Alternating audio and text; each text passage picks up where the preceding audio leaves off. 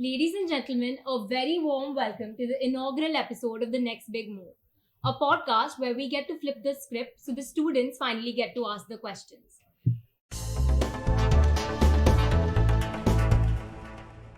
Join your hands in welcoming our next host, which is Mr. Varun Shah, the CEO and co-founder of Eccentric Engine.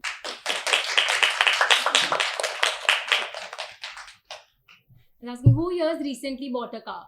Okay, so how many of you guys like cars? Maybe like 70% of you guys, because yeah, awesome. So what's that one like memory of, that one visual of any car that you have that you always remember? How the car looks. Okay, awesome. Yeah. So like one of my favorite models, Hellcats. So then I love seeing different customized Hellcats, like different colors and everything. Customization, right? Cool. So that's one. So I think what I would say Ritika was trying to get at is trying to explain what Eccentric does, right? So there are two definitions of this. Like there is a fun definition and there is a serious definition. So I mean, what do you guys want? You guys want the serious one or the fun one? The fun. Okay. You heard her answer. Yeah. All right. So we make car porn, right? which is what it is. Like, people love to see cars, like videos of cars, 3Ds of cars, visuals of cars, and we facilitate that. Right. So that's what we do. So that's what we serve as a company. Now, the serious definition is that, of course, as you would imagine, that traditionally a lot of content was made, using photography, manually, even softwares. How many of you guys know what CGI here? Almost all of you? Great. So, do you guys learn any CGI stuff here at all? Any softwares, any Autodesk stuff, any of those things, especially the design guys? Not yet. I mean, yeah, cool. So, anyways, it's all going to be redundant with AI. So, you're not missing on something big. But yeah, traditionally, a lot of these things, like visuals of cars, say you see a billboard out there, you see a Maruti ad, you see a Hyundai ad, and all these things, they're all made using like artificially generated images. Now, think of an automotive company or an OEM that needs to make like millions of those images because there are like hundreds of cars, so many variants, trims, customizations, like you all spoke. It's a huge problem because it takes so much time to like create those. So that's the problem that we solve for manufacturers, for dealers, and anyone else who is in the car business. So think of us as the visual content platform for the automotive industry. So that's what Eccentric is. So something that I'd like to bring up is Sure. your primary industry is cars, Yeah. right? And you talked about how you enjoy selling it. Yeah. So could you tell us how you got about to that industry? How you chose that this is something you would want to build a future in an industry, in a career in? Yeah, I think a great question. I keep getting asked this a lot. So to be honest, it was serendipity. A lot of it. Like, it was not that one fine day we said, okay, this is cool, or this is where the opportunities ye karte hai. It wasn't something like that. So, just a quick background about me and my co-founder. When we started the company, I was 23 and he was 24. And we had no real, I would say, ambition in life in terms of, becoming the company of the scale that we are in today. Not to say we are like massively scaled up, but I guess we are getting somewhere. He's worked with companies like Maruti Suzuki, like Hyundai, and I think that's a massive scale to reach. So I think he deserves a round of applause. No, I think it's not that. I think it is. The companies are now way more open to working with startups compared to what they were 10 years back. So, I mean, sure, it's not easy, but it's not like that difficult now. That's great. So yeah, I think how we started was I had a little bit of background in like digital marketing. I was working with a group called Publicis. You guys would have heard of it. And background is engineering, but I don't know, like I don't remember any of it now. So that's, and thank God for that. And my co-founder Gaurav was into gaming, completely self-learned, someone who kind of used to spend a lot of time playing games and then making games as well. So we said, okay, maybe there is an opportunity for us to get together to serve the advertising and media industry with interactive content, which is think of any content that has 3D, AR, VR, or any of that. So that's how we began. So then we stumbled upon the automotive industry by fluke is, if that's what I call it. So one of the OEMs was launching their car in India. Mhm. Do you guys know what are knockdown units? CKDs? No. Anyone? Okay, so it's simple that you import all the parts from a different country, say Europe or from anywhere else, and you assemble those cars in India. That's called the CKD. Now, it was supposed to be a huge launch for them, but they didn't have the car in the showroom because those parts were yet to arrive. But they wanted to start getting some buzz and excitement and bookings for the car itself. So when that happened, they said, okay, can we use virtual reality to show the car? I said, sure, we can. We built a lot of content, used Unreal Engine. Have you guys used it? Yeah. Have you guys used Unity?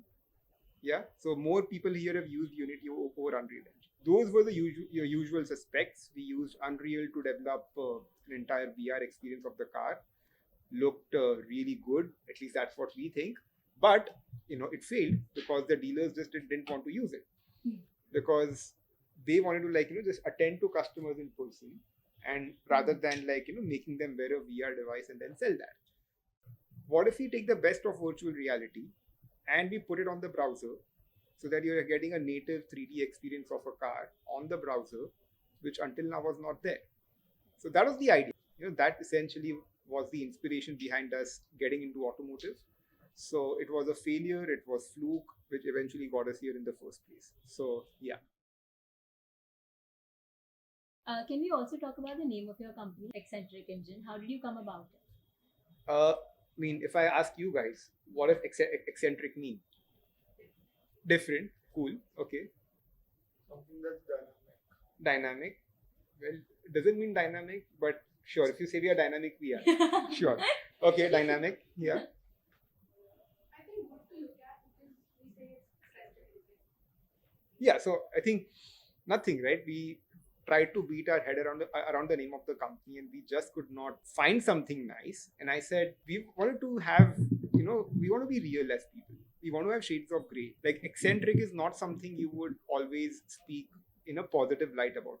And at that time, we used the word engine because fine, even though you're eccentric, you're still moving in a certain direction. There's motion. So engine. But a couple of years back, we dropped the word engine from the name. We don't really call it eccentric engine anymore. We just call it eccentric because, yeah, you just want to be known as the ones who are crazy to kind of bend a few norms and then see how the world looks like. AI is not upskilling yourself. I think that's the myth that people have, that upskill yourself with AI. That does not exist. Figure out what you care, see how AI can empower you, learn that, practice that, and grow along with that. So I just don't know, maybe there is a certain way to theoretically learn AI.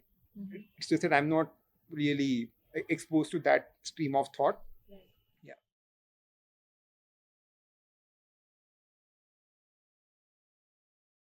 Another question was that how did you deal with those years where you said you didn't have funds, right, as a startup founder? Yeah. How did you manage that? I think it's a choice if you want to navigate that, right? No one's putting you in a place where you have to do that. It's not going to be easy when you're starting something up. Sure, you might do a great job and you might, become successful very, very early. And that has happened like 2 years. People have made great wealth and they've moved on. Right. But there's a great chance that won't happen, right? So that's like the first thing. Now, just breaking down everything you spoke about so far, let me first talk about comparing yourself with your peers. There's no way you can't do that, and there's no way. And I'll be wrong if I say don't do that. You have to do that. I mean, that's just how world works. And still, despite all caring and everything else, when you compare yourself with your peer who is working in a corporate, doing a great job, working in any other industry, private equity or whatever it is, and you feel poor, that happens. And and I think that should just strengthen your resolve to do better, right? So for me, it was, what is my company worth today? What is my company worth eventually? How much value am I adding back to our economy?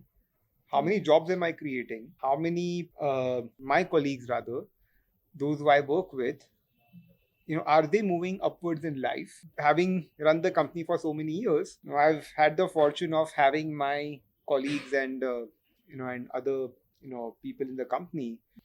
So because of the faith that they had in us, today their equity is worth something that they could never imagine. That's the value that you create over time and you feel good about. And it's a slow burn. It doesn't happen, overnight. So figure it out. I think first of all, at least in my case and my co-founder's case, we choose to play the long-term game, and we knew that was the only way we wanted to play it, right? So we took the whole pressure off that, okay, in 3 years, we have to become this. In 5 years, we have to be 1,000 crore company. So again, just take that leap of faith to say that if I build something, I'll build something worth its salt, that it's going to eventually be valuable like any which way. About the other part of it, about bootstrapping, about the fact that you're not raising funds.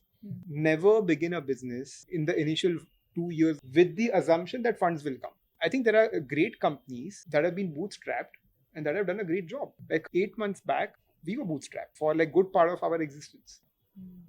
And bootstrapping is beautiful. I think it's something which, as an entrepreneur, it truly tests you a lot because there is no lifeline. You have to, kind of live within your means. And it builds up a certain discipline. It builds up a certain resilience that funds cannot. And then, even when you have the funds, you will be able to use them and deploy them way more judiciously compared to someone who has just got funded overnight. It's like this, right? If your parents give you pocket money indiscriminately and spend whatever you want to do at, you will spend it on things which don't matter. But if you, kind of are given that, systematic thing where it's capped and one fine day you are getting whatever amount that you have, then you're like, okay, now you will spend it much better compared to anything else. So I think take pride in bootstrapping, right? Because when you're taking capital in the company, you're taking capital with the obligation that you will give them a return. A lot of people don't think of it like an obligation. Sure, there is no harm in failing. You may fail, you may not return their money. That money may go waste. And that's part of the venture game. There's nothing wrong in that. But at least that's my personal suggestion, that if you are taking money from anybody, even if it's from your father or if it's from your family, do not take anyone's money for granted. Live within your means. Figure out what you want to do. Respect that money. Do not have any sense of entitlement that I need this. It's fine. It doesn't matter. Like, you may compromise on your lifestyle. It doesn't matter.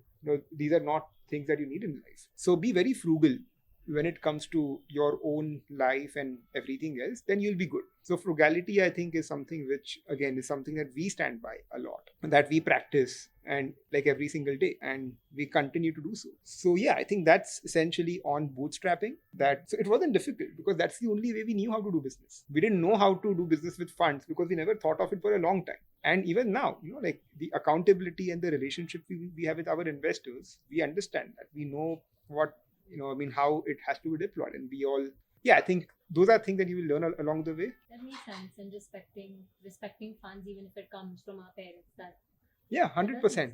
There is no free fund. There is no free money. You should know that. And try to give more than what you get. Because if you do that, then for you, you're all about how do I create value rather than how do you get from other people.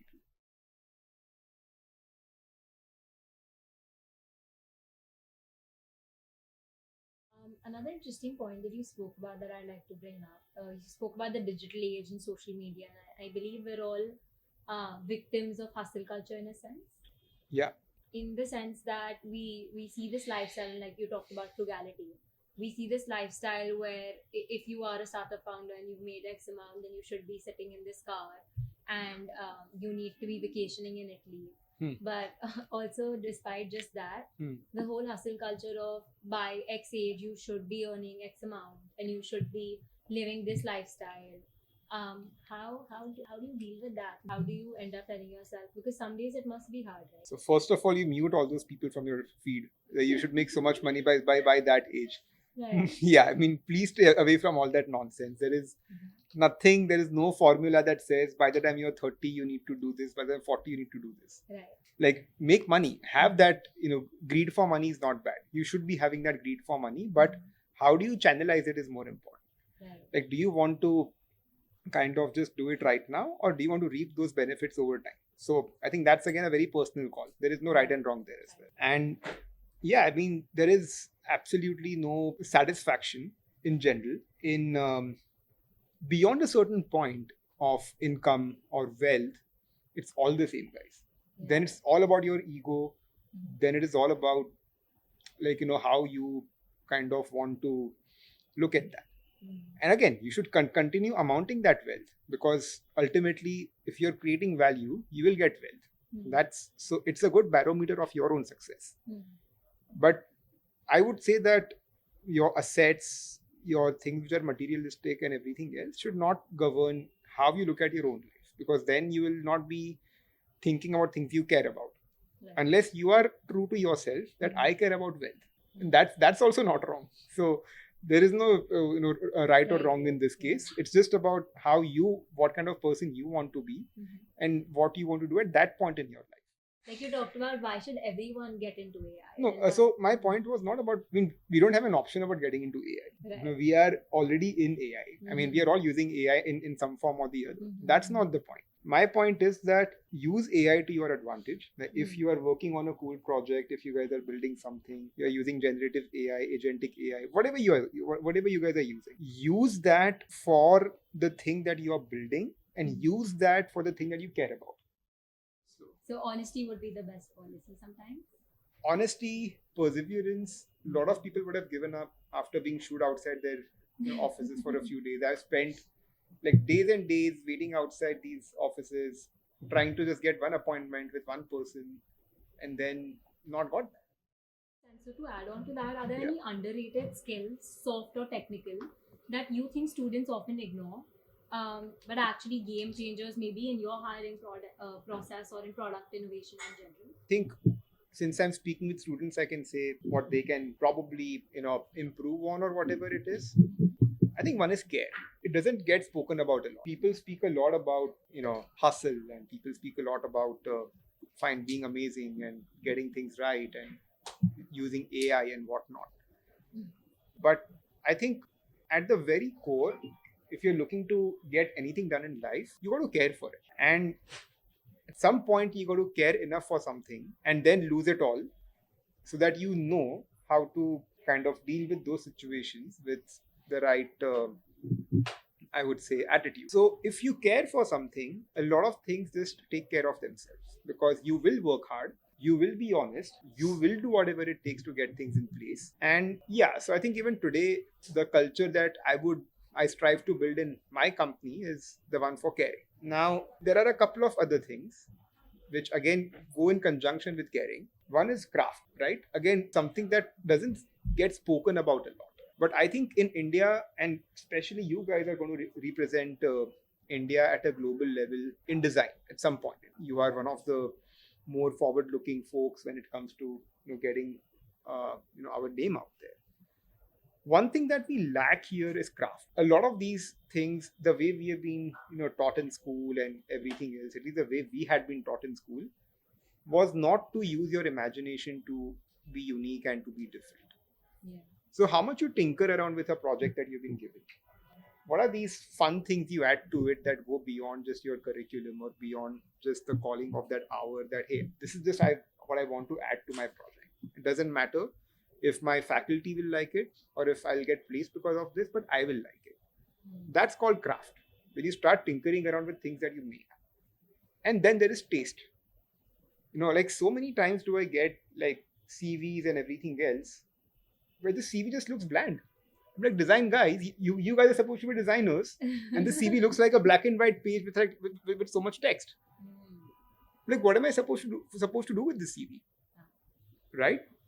So can we make it more tastefully? Can we kind of make it in a way where, and CV is one example, but everything that you guys do, your work, your home, your space, whatever it is, can we add your own taste to it?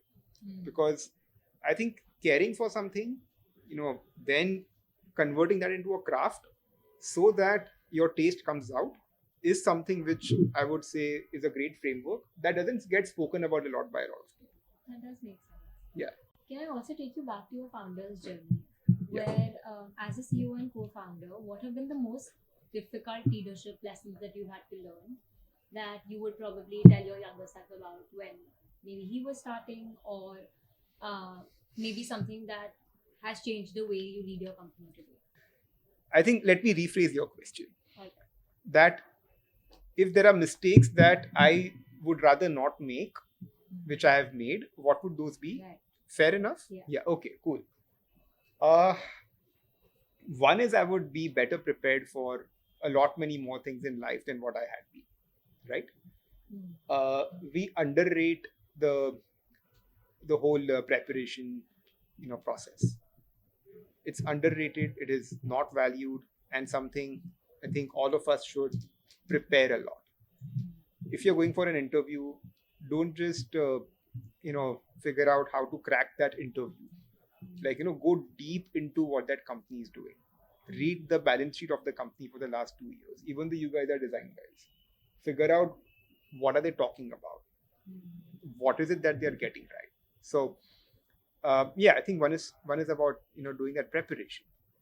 The other one is also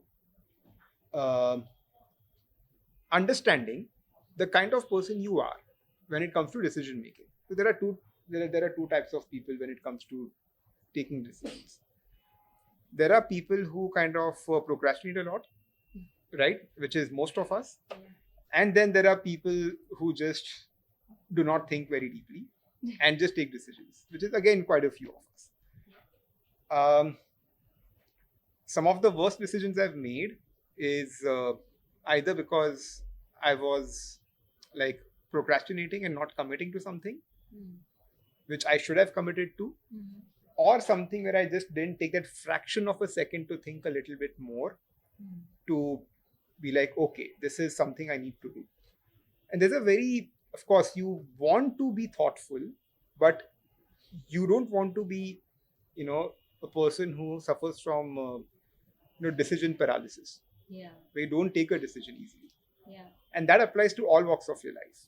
So I think just knowing what applies to you and trying to kind of optimize the other one.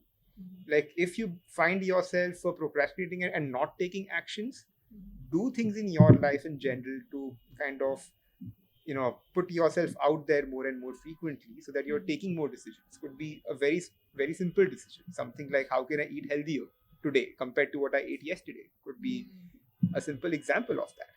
So I think first is preparation.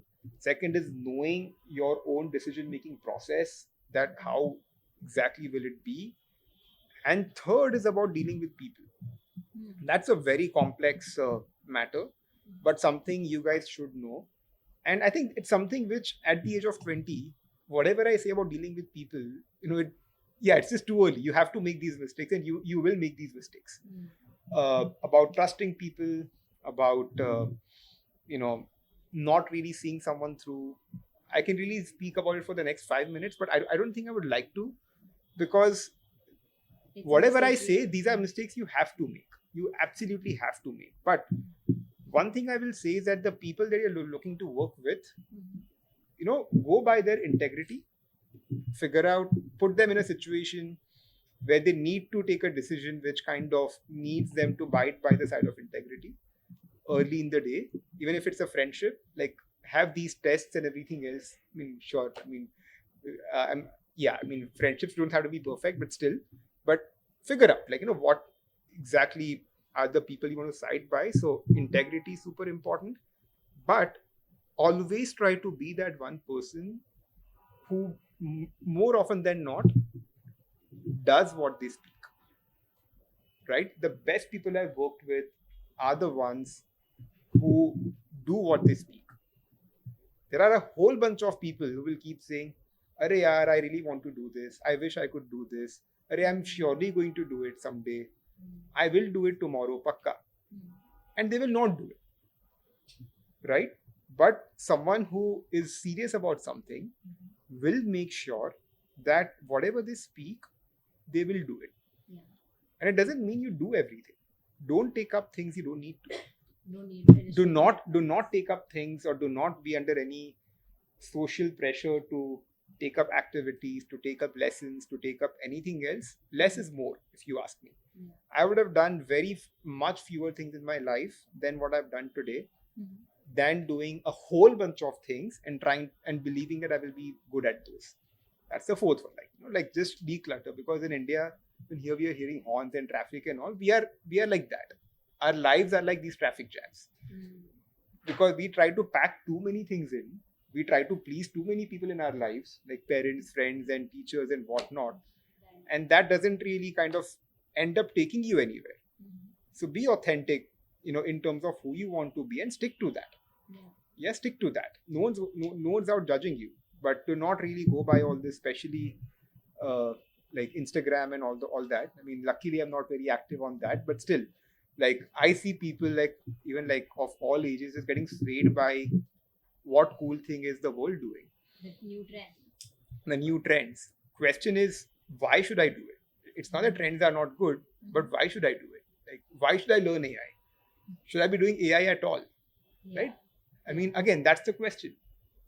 So what you care about should govern your decisions, and not the fact that I want to learn AI, so now let me start doing something. Then you'll half-ass that thing. That's true. Yeah. Because you talked about care. Another aspect that I would like to go into is you talked about how being a person, like you said, that a person's individuality, what they care about, their craft is so important. What do you think in your daily routine, maybe since you are very close to our age, what would you say is something that you have maybe inculcated that has gone a long way? I think first of all, take your time till you form a routine. A lot of us are in a like super rush to form a routine, and we get it all wrong. It can take you years to form a routine, and it's okay if you don't have a routine. Things which are important to you will find a way, in your life, one way or the other. But yes, you need to have a rhythm more than a routine. Rhythm is super important, and most people do not differentiate between a rhythm and a routine. Rhythm is something you guys need to be happy, right? Like I know that for me, rhythm is, like say, I mean, I've taken a boxing now, so I need to get those 45 minutes of training and everything else to kind of be ready to make that most important decision within 3 to 4 hours of me concluding my boxing session, because that's when my quality of thinking is going to be maximum. Right. So that's the rhythm that I've kind of set across. I have 2 kids, like one of them is 1.5 years old, one of them is, and the other guy is 4.5 years old. So again, it's about, I make it a point that giving them bath is my job. I mean, that's what I do. When I'm in India, that's my job, and I make sure that I'm the one who drops my elder kid to school like every single day. It doesn't matter. That's what I need to do, because that drive to school with him and then the drive back home is what kind of completes me. This gives me that kind of satisfaction, spending that time with him. Now, these are things, of course, that work for me, right? And there are like 5 other things I can talk about. Like it could be what music stimulates me at what time of the day. What's the kind of food that I would like to eat when I'm out there meeting someone, cracking a deal, versus what's the kind of food I would like to eat when I want to relax. Knowing yourself is so important, and just getting your rhythm is so important. But getting that self-introspection in order Exactly. to be successful. Exactly, right? And that's pretty insightful. If you care for yourself, you will find your rhythm. If you don't care for yourself, life will take you to different places. You will end up hitting the sack, thinking, I haven't done much today. And trust me, most plays are like that for most people in 20s. So it's fine. So don't be too harsh on yourself at all. So to quickly take you through the rapid fire. Yeah. The one like coffee with Karan? Oh, right. Yeah, sure. So what is the most underrated tool you use daily? I don't think there is a tool which I think I'm using that I'm like absolutely dependent on. I'm not dependent on any fitness apps or anything like that, which kind of would be truly underrated. So answer is none. Oh. None. Okay. Yeah. All right. What is a book, a show, a podcast, or a role model that changed your thinking, the way you viewed the world? Or... One book I resonated with a lot is Shoe Dog by Phil Knight, who's a Nike founder. You guys should read that book. I think it's mandatory reading for everyone. It doesn't matter which profession you are in. Okay, so that's the book. What else is there? Any show, movie, podcast? Movie. Yeah. A lot of them. Let me first come to podcast, right? I think All In does a decent job. Of course, they're like very long ones to really view every single week, but I think they give you great worldviews. But seeing clips from All In podcasts are amazing. I think the job that here Nikhil Kamath is doing is great. I think I Love the way he conducts his podcast. Most of them, I think 70% of his episodes are really good. So that's on the two podcasts that I would, kind of say that I would listen to. I'm a huge movie buff. But if I had to talk about any movies that inspire you, I think Moneyball is a great movie because it brings in the best of sport and everything else. Sure, there are a bunch of movies that I'm forgetting which I should speak about, but But I think that's a great set of, I think, reading material or watching material. For yeah, this you see, one I'm person. like very sports inclined, very sports focused. Because I spoke about Nike, I spoke about Moneyball, Yeah. so my I get affinity it, is right. sport. Yeah. So I may be a little biased there, but that's just me. Yeah, Okay, last two questions. What is your mantra as a founder? none. None? Okay. And if you could start from scratch today, or maybe you say you sold the business, what would you do? They're two very different things. So okay, Okay. so if I'm a 25-year-old who is starting today, what would I do? Right, that's your question. I would probably hunt for the most interesting, kind of companies or startups out there.